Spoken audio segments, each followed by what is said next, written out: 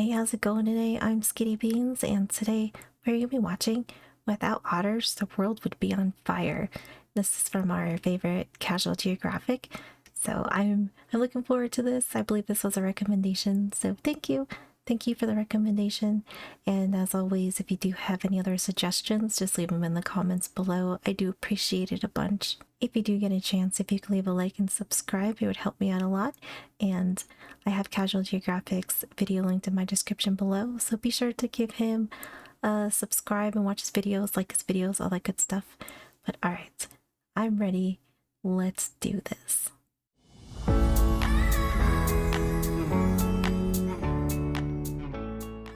This video was sponsored by my need for validation. Haters gonna hate, I laugh cause you fake. Law you mad cause I do something that you can't. Double tap it. Life is just a never-ending game of Jenga, where all you're trying to do is build something worth the effort without it all crashing down and scratching your mother's coffee table. And the thing with Jenga is, every block's important, but some blocks are just an instant game over. Nature's kind of the same way. Every animal, from mosquitoes to monkeys, from pigeons to platypuses, everything with a heartbeat has some type of role in this giant ball of dirt and water. But where losing some animals might be bad for the environment, losing certain animals could be GG's for the whole thing. Isn't it so wild how much we rely on nature to do so many things of balancing, and whether it's like the environment or population things, it's kind of incredible. And I think we need to respect it more. I feel like a lot of people take a lot of animals and nature in general for granted, unfortunately, as far as like a balance, you know, like keeping the balance in the world. Worst part is, we usually don't know which block is a trip block until someone plays God and pulls it. Like with the sea otter. Okay, disclaimer, I don't think I've ever been more conflicted about an animal. Like, I'm smart enough to know these water wolverines are wild animals that'll play gotcha nose with their teeth, and that'll have you looking like you could unlock Voldemort's phone. But I'm also dumb enough to let them, just cause they're cute. I'm aware that I mean, cuteness will get you places, as we've seen, and I definitely agree. If you're cute, I mean, chunky furry cuteness, I don't know, I'm a sucker. they have one of the most violent mating rituals I've ever read about, but they also hold hands while sleeping, and they wrap their babies in kelp blankets so they don't float away. One thing I will say is that without these water weasels, the ocean would almost certainly be in a pack. And it's all because sea otters need a borderline eating disorder just to survive. These guys are all marine mammals, but one is not like the others. Sea otters don't have blubber or a layer of fat to keep them warm. When you live in the ocean full Oh, I always thought they did have some like sort of layer of fat or blubber on them. I didn't know they didn't have that. Gosh, they must have to eat so much. I mean, because the ocean's pretty cold, so I would imagine they probably burn a lot of calories. not like the others. Sea otters don't have blubber or a layer of fat to keep them warm. When you live in the ocean full time, that's living life on veteran difficulty, which is why sea otters can put away 25% of their body weight in food every single day, all just to fuel their metabolism and not freeze from otter to article. 25% in food would be like me downing 95 Big Macs. I know this because I did the math. Don't ask me if I have a problem, I probably do. These furry food vacuums have Oh my god, a Big Mac sounds so good right now. It'll come for me. I think a Big Mac sounds delicious right now. Why we gotta talk about Big Macs? 95 Big Macs. I know this because I did the math. Don't ask me if I have a problem, I probably do. These furry food vacuums have a grocery list of basically anything that isn't nailed down, but the most important thing they eat are sea urchins. A motivated male can put away up to 50 sea urchins in a 24-hour binge. That's a lot of sea urchins. Are sea urchins poisonous? Are they? I don't know. I feel like they are. Maybe they're not. Maybe I'm wrong. Which is what makes this high sea honey badger one of those do not touch Jenga blocks. Cause sea urchins are vicious vegans that eat kelp like they get paid for it. Kelp forests provide food as well as shelter and a nursery for several species of animals. Not only that, but this water cactus will literally spawn camp. They'll go into this weird hibernation on top of a kelp bed, but only reanimate to eat any seaweed that sprouts up. So without Oh, yeah, that's not good if they eat all the kelp everywhere, or seaweed. I don't know. I think that's the same thing, right? Because there's a lot of little creatures that kind of rely on that too. So yeah, if they eat it all, that's not good. this weird hibernation on top of a kelp bed, but only reanimate to eat any seaweed that sprouts up. So without otters to keep the sea urchins in check, a bunch of animals would basically become homeless, if not starve to past tense completely. Pretty much Jenga-ing this entire community. Yeah. And it literally took nearly hunting this live action plush toy into extinction before we realized this. I showed this picture before for a reason. In places where sea otters were stat padded into oblivion and the sea urchins started wilding out, what used to be kelp forests quickly became underwater deserts. Basically diversity dead spots. Oh my gosh. Instead of a PWI, this dead spot represents the loss of an ecosystem that actually helps us more than most people realize. Add the fact that kelp forests help fight climate change, and you begin to realize just how wild the butterfly effect really is. Some guy liked the way a certain coat fell, next thing you know, global warming's up 3-1 on us. Sea otters aren't the only ones with that kind of power. This is a wolf eel. It's not a wolf, it's not an eel, it's a fish fresh out of Tim Burton's Wet Dream. Oh my gosh, I have never seen this before. I haven't even heard of this, I don't think. I mean, okay, this thing is not the worst thing that we have seen. We've definitely seen worse. It's not cute, but it's not the worst. This is a wolf eel. It's not a wolf, it's not an eel, it's a fish fresh out of Tim Burton's Wet Dream. If you've never heard of it before, it's because pretty privilege is painfully real. But I will say this, Nemo's paralysis demon has a relationship many people wish they had. Wolffish mate for life, and when a male and female do pair up, they'll find a cave and basically move in together. And when they have kids, they'll take turns getting groceries, with one staying behind to guard the eggs while the other one eats. That's actually really sweet though. That's like pretty wholesome. They're just wholesome kind of ugly fish. No offense, you're doing good things, fish. You're doing good things. You deserve the recognition. The one that does stay behind will gently massage the eggs and turn them over to make sure they receive enough oxygen and proper circulation. At worst, it's healthy co-parenting, and at best, it's a marriage worth slapping a comedian over. It's a marriage where everyone eats. But speaking of eating, that's actually what makes this fish another important block in the ocean's Jenga tower, since they'll use that demonic overbite to eat animals like the sea urchin. And the Atlantic wolffish in particular eats enough sea urchins to where if you Thanos snap them, look how it just nommed on that thing. God, one bite. God damn. The sea urchin. And the Atlantic wolffish in particular eats enough sea urchins to where if you Thanos snap them, a lot of animals will be down bad too. But they don't get the credit otters do cause, well, yeah. Who would you rather turn into a stuffed animal? That's why sea otters and the... To be fair, I would have both. I kind of like things that are kind of ugly. I mean, not everything, but there are some things that I think a lot of people find unattractive or ugly that I like. So, me personally, I would get both. I think I'm just weird. Well, actually no, I'm just kind of a weird person like that, I guess. Atlantic wolffish are both considered keystone species. Keystone basically means that in the Jenga Tower of Life, taking out the keystone or block would turn the entire tower into ground zero.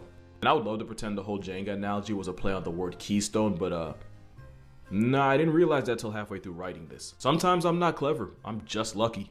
Obviously, if you delete an entire species, there's always going to be some kind of net negative. But with a keystone like the otter, it would be 1,000 times worse. Like, even though they're both important, missing Michael Jordan for an entire playoffs is going to hit a little different than losing Luke Longley. And as a Heat fan, not having Mario Chalmers for our finals game might cost me an hour of sleep. Take out LeBron and suddenly I'm an insomniac. There's a bunch of different types of keystone species, but one of the most famous and the one you likely learned about first are probably beavers. Oh yeah, that's probably true. I feel like when I think about animals that were important, like when you learn like your basic animals when you're a kid, right?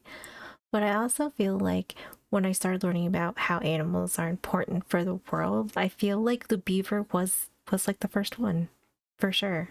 I don't think he's wrong there. Fair enough. Since beavers shape their entire communities just by being themselves. They're bucktooth engineers that'll build dams to create ponds. In the middle of these ponds are lodges, and that is the beaver's home address. Having waterside real estate makes it less likely for them to get turned into a Happy Meal by bears, wolves, cougars, coyotes, owls, lynxes, bobcat. You see why they need the lodge? Without it, oh my god, that's like their predator list. Holy. Well, I'm glad they figured out how to stay somewhat safe. They're the lollipop of the north, they take licks from everybody. But it also means in some places, beavers are single-handedly responsible for creating wetlands, making the beaver yet another key block on the Jenga tower. Yeah, I would say that's really important. We have lots of things that live in wetlands. I think beavers are cool. They're so cute. Beaver dams and the wetlands they create lead to more herbaceous plants growing by the water. They also help clean out pollution from rivers and streams. And about half of the endangered species in North America depend on the wetlands the beavers help engineer. Basically, take out this plus-size water gerbil and you're sentencing several animals to the gulag too. Also, if you play the sound of running water on a speaker, beavers will instinctively start building a dam over it. That has nothing to do with anything, I just find that fact fun. But oh my god. that's kind of like a cute fact about them. I don't know. Beavers are pretty adorable. They do good things. Don't hate them. Beavers will instinctively start building a dam over it. That has nothing to do with anything, I just find that fact fun. But unlike beavers, most keystone species are usually predators, and that concept's pretty simple. Without an equalizer to eat the prey would ironically eat themselves and everything around them to death. Which is why tiger sharks also earn a keystone title. Here are some things that have been found inside a tiger shark. License plates, rubber boots, a bag of money, a chicken coop, A chicken coop? What? How the hell does a chicken coop end up in... What? I mean, some of these other ones I get. I'm like, like that's a little bit more like the suit of armor looks like a kind of a stretch, or maybe it's like a piece of armor. I don't know, but a chicken coop, that is wild. Inside a tiger shark. License plates, rubber boots, a bag of money, a chicken coop, a full suit of armor, and a human leg. One thing about sharks, they're not racist. They don't see color and they do not discriminate. And just like with otters and sea urchins, tiger sharks are population control for a bunch of animals, like sea turtles, especially the ones that like to graze on seagrass. Seagrass that's an important habitat and shelter for fish and shellfish. It's an easy domino effect. No tiger sharks means more sea turtles, means less seagrass, means more fish and shellfish on the streets. Or in this case, reefs. Which is why most sharks are considered keystones in the ocean community. For example, when most of the great white sharks in the North Atlantic got packed up, that led to the number of cow-nosed rays exploding. Those rays proceeded to decimate nearly the entire population of scallops, clams, and oysters. Sharks are the ultimate equalizer. Take them. Damn, we really need sharks. We gotta protect them. But sharks are cool, so why not? I mean, sharks are pretty awesome, as we know. Mountain that tower gets less stable than the marriage of a comedian slapping back in the 90s rapping Air to Bel Air. Yeah, that's probably strike two. But oftentimes it takes a tower toppling over to realize just how important that block was. Best example is when we literally had to mess around and find out in Yellowstone. If you haven't heard this story, you about to hear some shit. Once upon a time, the cousin of man's best friend was public enemy number one, and wolves got put on a list. And the reason why? Well, if wolves didn't hate us before, they had a really good reason to now. Basically, in the before time, settlers came on the scene with their livestock, mostly cattle. As the practice of agriculture grew, animals on the wolves' grocery list like buffalo started disappearing from the aisles. All it took were a few going after livestock for America to declare a war on wolves. Any wolf that was spotted within the same area code as livestock was immediately taken off the census with brutal prejudice. At one point, even the US Army showed up and got their shots up. And to add insult to massacre, in 1883 there was a law passed that prohibited hunting of most animals in the park. And wouldn't you know, wolves were not most animals. They even tried to justify it by calling wolves an undesired predator and implied that the environment would be better off without them. Basically, America gaslit wolves. It's like if you broke into my house, replaced most of the food in my refrigerator, and then turned me and my family into chalk outlines for touching the ground beef you left in my freezer. Now guys and gals, on a scale from Reddit incel to Tiana Trump, how screwed do you think we were after we basically squad wiped wolves? The answer? We got casting couched. Without wolves applying top-down pressure, the elk population got out of pocket and they ate the area code. Cause even with cougars, coyotes, and even bears, the main thing keeping the elk down got put on a newspaper by us, and as a result it stripped the land of vegetation. Oof, yeah, I would say that probably wasn't a good idea. That was probably not a good move. Not at all. Oof. So like the deer just, cause I know, I mean like how many deer and elk are there, and that they're all reproducing and there's no sort of population control going on. I could see that getting out of hand real fast. But it actually went deeper than that. Without the threat of wolves keeping the elk on the move, the elk were able to stay in one place and eat that place completely clean. Animals that relied on wolf leftovers like ravens, magpies, and even bears had to get their protein elsewhere. And if that wasn't bad enough, one of the things that the elk destroyed was the willow. The same willow that dam building beavers needed to survive the winter. The same beavers responsible for creating wetlands. Oh, Joe. Which meant yet another jank. That's gonna be like a huge snowball domino effect. That's gonna be really bad. Oof, no. Bring back the wolves. A block that hit the hardwood.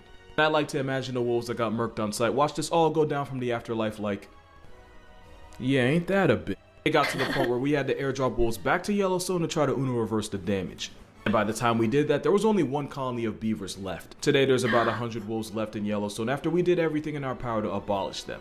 Cause removing a keystone species is like leaving a toxic relationship. But then your life gets worse and worse until you realize you were the problem. It's honestly the butterfly. I feel like that's always like the theme. We are always it's always us. We are the problem. Ugh. But then your life gets worse and worse until you realize you were the problem. It's honestly the butterfly effect served on trend. And again, you never know which block's going to be the game over. For example, one of these guys was one of the first animals to be identified as a keystone species. Any idea which one? It was actually the purple sea star. This is Robert Payne. He's a zoologist who was credited with coming up with the keystone concept. He's also 6'6". Must be nice to be A big boy, 6'6". Jeez, big boy. These purple starfish are really pretty. I like starfish. I think they're cool. with the keystone concept. He's also 6'6". Must be nice. To better understand how nature and all the things in it are connected, Payne ventured out to a bay near Washington State, where he proceeded to yeet as many starfish as he could find. For years, Payne would return to the same stretch of rock and turn any starfish into a frisbee just to see what would happen with them gone. If you identified as one, his name was ironic. What happened is that, like SpongeBob's Day 1, sea stars eat almost anything, and the particular ones he had yeeted ate mostly mussels. It sure looked freaky, don't it? With its main op out of the way, the mussels started multiplying and eventually gentrified the entire stretch of rock, to the point where they actually forced other species out. Oh my gosh, that's crazy. Look how many there are. I don't know anything about mussels or how they how they even like reproduce or what exactly they are, but this seems wild. This seems way out of control. Eventually gentrified the entire stretch of rock, to the point where they actually forced other species out. By evicting Patrick's family, the diversity of the community went from 15 species to 8, since there were no longer any starfish to keep the mussels down. Of course, sea stars don't do this on purpose. They have no brain, nothing they do is on purpose. But by being themselves, sea stars kept the mussels from multiplying, which gave the other species a chance. I wonder if I can get guidelined for this. The irony is, since mussels are a foundational species, having an entire bed of them created a habitat for even more species. So in the long run, it actually improved diversity, because nature would honestly rather break its own rules than be predictable. But by sending starfish into orbit, Dr. Payne helped us understand the Jenga effect of taking out the wrong block. But animals don't have to meal prep their That's actually like a really interesting experiment that he did just to see, you know, how something would be affected. That's like that smart person curiosity. I feel like, I don't know, but that's, I mean, because that actually like made like a very interesting result to it. So good for him. I didn't even know about this. Dr. Payne helped us understand the Jenga effect of taking out the wrong block. But animals don't have to meal prep their neighbors to be considered keystones. Some scientists actually considered sloths to be in the keystone tier. One reason is because the entire existence of multiple animals depends on this dead-eyed, blind with no glasses, slower than molasses moss carpet. Up to 80 different species of animal live rent-free in sloth fur. In fact, one sloth can have up to 800 moths, beetles, worms, and roaches hitching a ride in this jungle taxi. These algae trailer homes also carry fungi, and scientists now believe that the chemicals produced by this fungus can be used to fight malaria, other parasitic diseases, and even cancer. What? I didn't know that. I didn't know that sloths carry like, I mean, I figured, you know, just like any animal, they probably have stuff on them, you know, like bugs, whatever, diseases, you know, all of the above. But I didn't know that about the fungus that they have, that it has like those kind of like healing properties. That's wild. I like sloths. I think they're kind of cute. I think they're cool. Produced by this fungus can be used to fight malaria, other parasitic diseases, and even cancer. This shag carpet come to life could really be the reason we win the war on cancer. Maybe sloths aren't so weak. Can you imagine that? Like if we found out a cure for cancer and it came from whatever was growing on sloths, that'd be crazy. That'd be pretty cool though. That'd be pretty awesome. I did say maybe. Then you have this guy. The southern hairy-nosed wombat is a marsupial that spends most of its life in underground burrows. So much of this dirt koala's personality involves digging that they literally have a backwards pouch. That way the kids don't literally eat dirt every time the mother digs a new home, which is also what makes this Ewok an unintentional hero. Animals often use vacant wombat burrows as shelter, especially during bushfires. And during droughts, wombats unintentionally save their neighbors by digging out watering holes that end up being used by kangaroos, wallabies, possums, goannas, and even emus. That is so wild. I think wombats are cute. I recently, well not recently, but like I do have like a favorite game that is, it's Dinkum.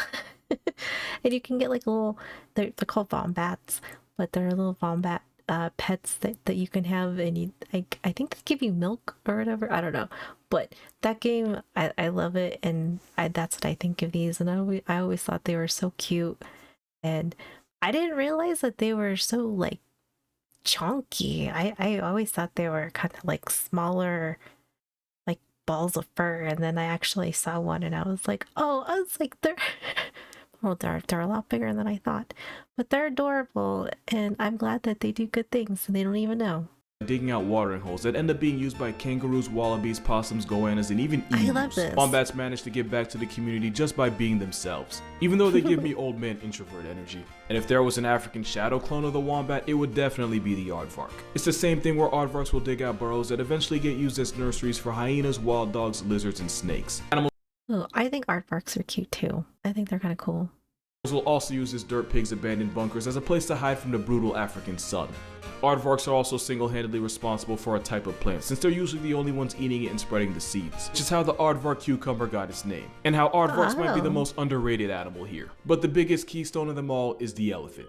No, like literally, they're the biggest. During dry seasons, they dig up riverbeds and create watering holes that other animals can drink from. They're a free Uber for plant seeds and help spread them across the environment. Elephants play a role in the ecosystem simply by knocking down trees and undergrowth.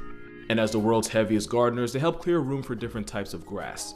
I love this. I love elephants too. After we watched that elephant video, it's like, I feel like they can do no wrong in my eyes, honestly. I feel like they're just so awesome. And undergrowth. And as the world's heaviest gardeners, they help clear room for different types of grass. And by straight up flexing trees right out the ground, vertically challenged animals like the impala score a free meal off the elephant's muscle. And in forests, plus-size pachyderms create clearings to help sunlight reach the floor, which gives lower-lying plants a chance. Because elephants are the CEO of looking after the little guy. And when you're built like a 5-ton armored vibe check, everyone's little. And without these African architects doing them, that Jenga tower would fold on itself. Moral of the story? Life's irrelevant without elephants.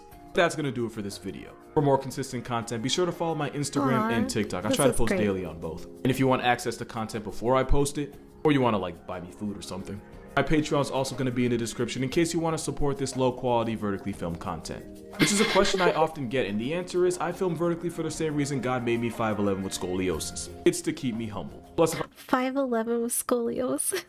Oh my god. Can I say that? I mean, I'm only 5 feet though, so I mean, I'm sure by the time I'm 60, I can get one of those special handicap parking permits, right? Because I'll be like 4'9".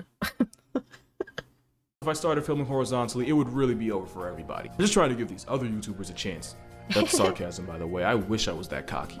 Okay, last plug and I swear we're done, but if you haven't heard, I have a book coming out July 5th that's currently available for pre-order, as well as an audiobook in case you're like me and have the attention span of a hyper-caffeinated squirrel. Aside from that, drink water, hug your mother, be sure to thank your local otter, and I'll see you in the next one. Oh, I love this. Aww.